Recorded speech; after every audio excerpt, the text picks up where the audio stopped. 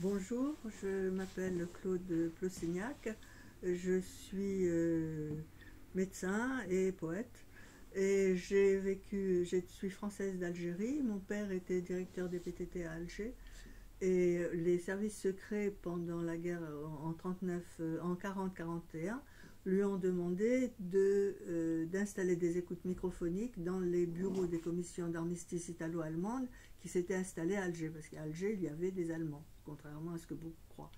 Et papa leur a dit qu'il avait inventé un système d'écoute microphonique qui faisait que le téléphone raccroché servait de microphone. Donc les résultats ont été extraordinaires parce que les Allemands se doutaient de rien.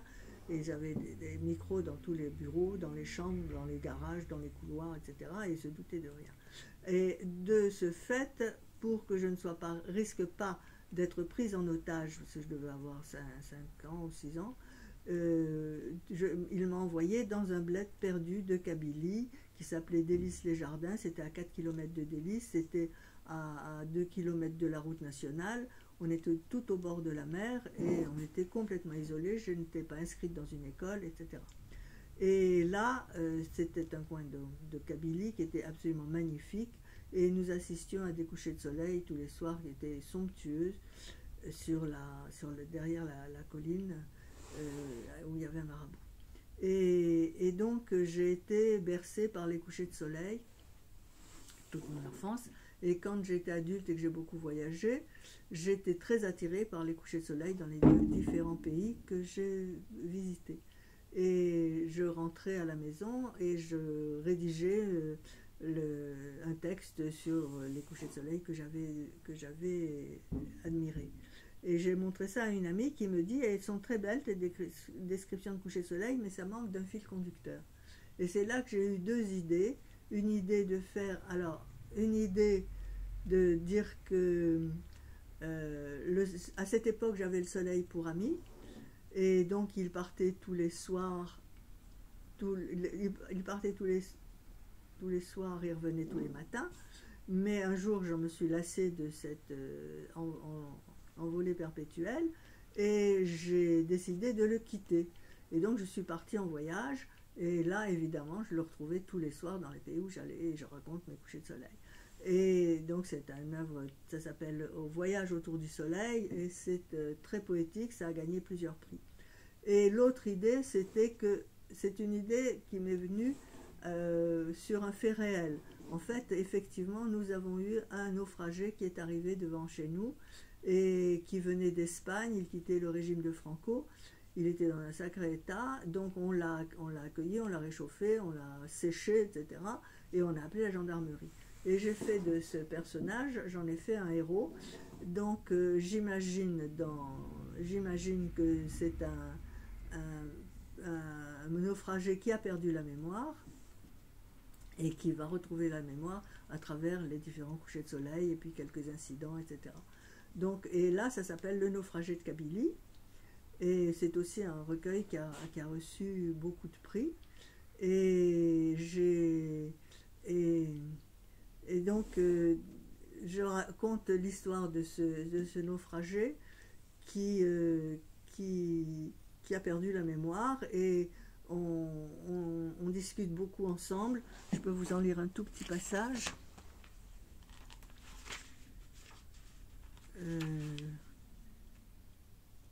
Ce fut alors un tout petit passage. Cela s'est passé pendant la Deuxième Guerre mondiale, en 1939-1942. Ma famille m'avait envoyé dans ce bled perdu de Kabylie, à 100 km d'Alger, dans une fermette située au bord de la mer sur la côte africaine, Délices-les-Jardins. Le prétexte était la famine. En fait, en réalité, mon père était très impliqué dans la résistance contre les commissions d'armistice italo-allemandes installées à Alger, et craignant que je sois prise en otage, il m'avait mise à l'abri dans ce trou perdu où je n'étais même pas inscrite dans une école. Voilà. Donc,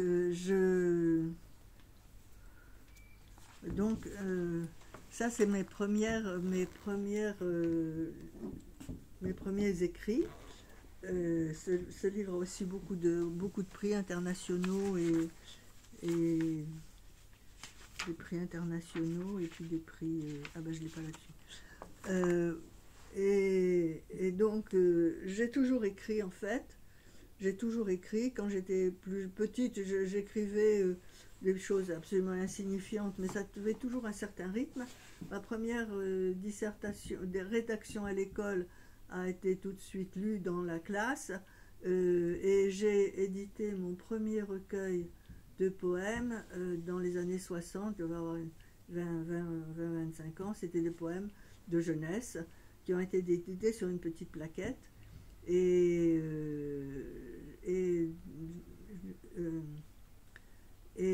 à la suite de ça, j'ai fini par écrire beaucoup pendant toute une période où j'ai écrit beaucoup de poèmes qui ont dont beaucoup aussi ont été primés et je les ai édités sous la forme de recueils, différents recueils selon les thèmes, à l'horizon du temps, à l'horizon du rail, à l'horizon des jardins enfuis, à l'horizon de ma jeunesse, à l'horizon du rail, voilà, du temps, du verbe aimer, à l'horizon du temps. Et donc beaucoup ont été aussi primés. Je peux vous en lire un petit passage peut-être, non? Oui. Merci. Alors à l'horizon du temps, je vais vous en lire un sonnet. Les oliviers, vois, les oliviers sont toujours aussi beaux, chevelure feuillue aux teintes argentées, tendrement imprégnée du reflet des cieux, remémore à mes yeux des lieux enchantés. Vois, les oliviers sont toujours aussi pleins du soleil vertical de nos étés torrides, et le front aviné par de profondes rides, massus, bossus, fourchus, ils affrontent les ans. Des larmes du jardin dit de Gethsémani, à l'aride plateau rocheux du Tassili, enracinés au sol meurtri de l'Algérie, seigneurs incontestés des grandes Kabylies, sans faillir un instant, levant son front hardi, aux âges millénaires, il lance leur défi. Donc j'ai écrit quelques sonnets, mais surtout de la poésie libre. J'écrivais très facilement. Je ne retouchais pratiquement pas mes poèmes. Donc j'ai un peu l'impression que c'est pas moi qui écrivais parce que ça me demandait absolument aucun effort. Il suffisait que j'y pense le soir et le lendemain j'avais mon poème qui était tout... Ne ferme, voilà par exemple, le temps des blés, ne ferme les volets, ce n'est pas encore l'heure. Ouvre grand la fenêtre, y entre le soleil et la teinte du miel. Y chantent les pinsons, la mésange bleutée et le merle moqueur. Ouvre large les grilles, laisse fuir les tourments. Ne retiens la lumière ni le feu de tes yeux. Offre un regard suave à la lueur du rêve. Tous les jardins embaument. Hume la couleur des roses tant qu'elles sont écloses. Goûte l'instant précieux. Dès le temps des semailles, vient le temps des moissons. Passe le temps des blés, que l'été ne s'en aille, et que dessous les chaumes se fanent les bleuets. Sur la terre en sueur ne se fige sitôt le temps des coquelicots. Voilà. Bon, on arrête là? Oui, si tu veux. Tu éteins, non? Il y a un recueil qui partait, qui était l'écho des aventures de ton papa. Ah oui, alors. Alger. Alger, alors oui, j'ai écrit ce livre, Alger, ici, Allô Alger, ici la résistance, qui raconte tout à fait l'épopée de mon père. Il avait pris une équipe très restreinte, évidemment c'était sous un secret très important. Il avait pris une équipe très restreinte et il y avait le général Chrétien, qui était le chef des services secrets, avait une équipe de 20 militaires qui avait installé des tables d'écoute. Un des ingénieurs avait modifié les amplis de manière à ce qu'il y ait un filtre pour l'allemand, un filtre pour l'italien, un filtre pour les bruits de fond, ce qui fait que l'écoute était très, très facile et de très bonne qualité. Et donc c'était installé dans cette table d'écoute était installée dans les bureaux du gouvernement général. Le gouverneur général avait trouvé une salle un petit peu à l'écart, dans les sous-sols, et qui permettait justement d'être un petit peu à l'abri des indiscrets. Et les résultats ont été absolument fabuleux parce qu'entre autres, on a trouvé ils ont pu découvrir le code de la l'amirauté italienne, et pour le débarquement en Italie, ça a été quand même très très important. Mais ça ne dépendait pas du tout du général de Gaulle, parce que c'était tellement secret qu'on n'en parlait pas du tout, évidemment. Et le problème a été que quand mon papa a envoyé tous les dossiers pour la médaille de la Résistance, les dossiers ne sont pas arrivés parce que ça ne dépendait pas du général de Gaulle. Voilà. Donc ça a été quand même une grosse déception pour tous ces résistants qui avaient entendu l'appel du général de Gaulle, où que vous soyez, résistez, etc. Qui que vous soyez, homme, femme, où que vous soyez, résistez. C'est ce que mon père a tout de suite fait. Et ça n'a pas été reconnu. Donc j'ai écrit un livre là-dessus, Allô Alger, ici la résistance. Là, je vais le rééditer parce que les éditions précédentes sont épuisées. Et donc ils étaient... Oui, alors dans ce livre, je parle aussi d'Alfred Leluc et de Georges Sanchidrian. Georges Sanchidrian a été le camarade de promotion de mon père à l'école polytechnique. Ils partageaient la même chambrée. Et Leluc était ingénieur, aussi polytechnicien d'une promotion antérieure. Et lui avait créé les télécommunications de Lyon. Et on l'avait nommé à Alger pour qu'il crée les télécommunications de l'Algérie, parce que là-bas, il n'y avait absolument rien.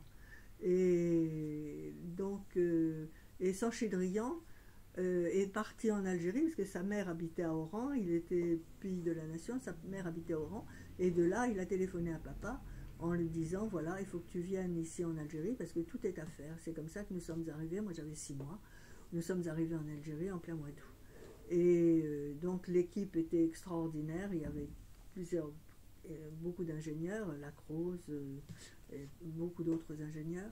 Et c'était une équipe remarquable, à tel point que quand je me souviens que petite, j'arrivais à accompagner ma mère pour chercher mon père au bureau, et j'étais tombée devant toute cette équipe, il y avait toute l'équipe qui était là, et j'avais été impressionnée par quelque chose qui émanait d'eux. Ces hommes ne me faisaient pas peur, tout en noir ne me faisaient pas peur, mais j'avais quelque chose qui émanait d'eux. C'était extraordinaire. Ouais, c'était vraiment très très beau. Merci. Voilà. Un dernier mot. Un dernier mot. Eh bien, écoute, je ne sais pas, qu'est-ce que tu veux Tu que veux je dise? conclure? Conclure. D'autres projets, des projets? Oui, alors les projets. Alors, j'ai une autre activité qui est très très importante, qui est de faire connaître le rôle du magnésium, parce que je suis médecin, le rôle du magnésium dans l'organisme. Donc j'ai créé un livre qui s'appelle Le magnésium, le mal aimé et pourtant, et que j'en vais éditer dans pas longtemps. Et puis le problème est que ça n'est pas reconnu officiellement, parce que pour des raisons que je ne vais pas donner ici, mais qui sont très, très dures. Et j'ai des exemples extraordinaires du rôle du magnésium. Par exemple, j'ai une patiente qui était passée, qui venait à ma consultation très agressive, etc. Et comme je devais lui faire une petite intervention chirurgicale au fauteuil, je lui avais dit qu'il fallait la mettre sous magnésium, elle refusait, etc. Et finalement, elle a accepté. Je l'ai mis sous magnésium pendant 15 jours. Au bout de 15 jours, elle est arrivée, toute souriante, toute calme, et elle me dit, vous savez, depuis que je suis sous magnésium, je n'ai plus envie de jeter mon gendre par la fenêtre. Donc c'est un exemple entre des centaines de milliers. Et le magnésium est vraiment anti-stress. C'est un des éléments constitutifs de l'organisme, c'est une des briques de construction de l'organisme, et quand on manque de magnésium, l'organisme est complètement perdu. C'est comme une voiture qui n'a plus d'essence et qui ne peut plus avancer, et si on la lâche en haut d'une côte, et ben elle roule sans frein moteur, et c'est ce qui déclenche toutes ces violences, ces suicides, ces assassinats, etc. Et les traitements psy, il faut reconnaître qu'ils ne soignent pas, ils ne font simplement qu'abrutir les gens, les transformer en zombies, et ils durent pendant 10 ou 20 ans, et tandis que le magnésium, au bout de 8 jours, les gens sont pratiquement sur pied. 10-15 jours, les gens sont sur pied. Voilà, ça pour là, c'est un très important. Et alors j'ai un autre, en tant que médecin, j'étais stomatologiste, j'ai une autre chose qui me tient à cœur, c'est garder ses dents en bon état, vivantes jusqu'à la fin de ses jours. C'est-à-dire qu'en fait, il n'y a pas de mauvaises dents, il n'y a que de mauvais soins et une mauvaise hygiène. Tous les troubles, tous les problèmes dentaires, il n'y a pas de maladie des dents ni des gencives. Les problèmes dentaires viennent du fait que les microbes s'installent sur les déchets alimentaires autour des dents et sécrètent des toxines qui détruisent la dent et la gencive.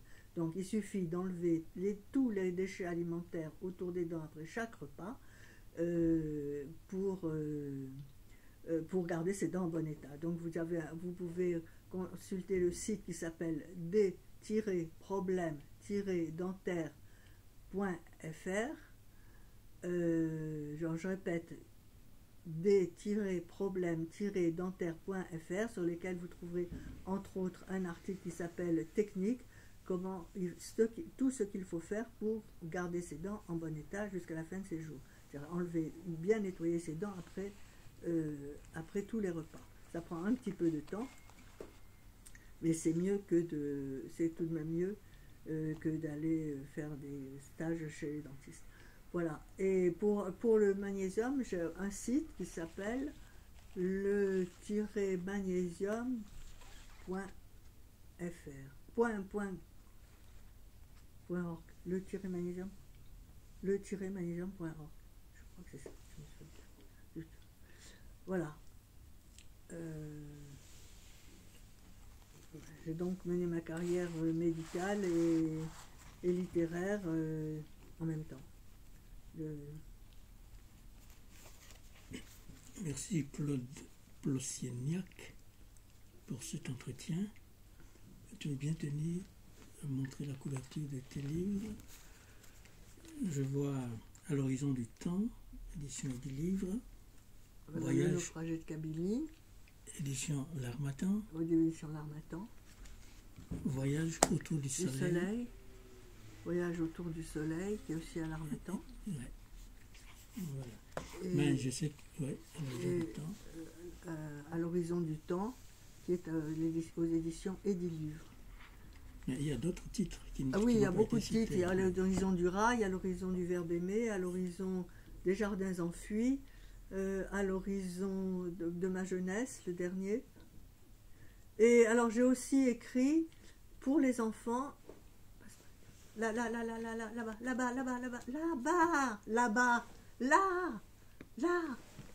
oui. Merci.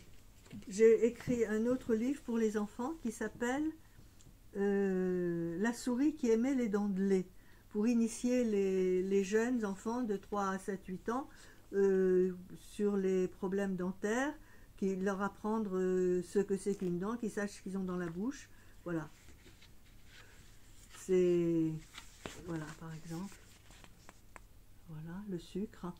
Et c'est sur Amazon.fr et ça coûte que 4 €, donc c'est vraiment pas une fortune et je touche rien dessus parce que j'ai pris les prix les plus bas pour que ce soit tout à fait diffusé facilement. et un autre livre qui s'appelle Ô grand-mère que vous avez de belles dents. Ça, c'est pour de 7 à 177 ans. C'est plus conséquent, évidemment, beaucoup plus détaillé, etc. Voilà. Je vous remercie de m'avoir écouté. Merci, Claude Plossignac. Oui. Et mes compliments pour toutes ces réalisations. Merci.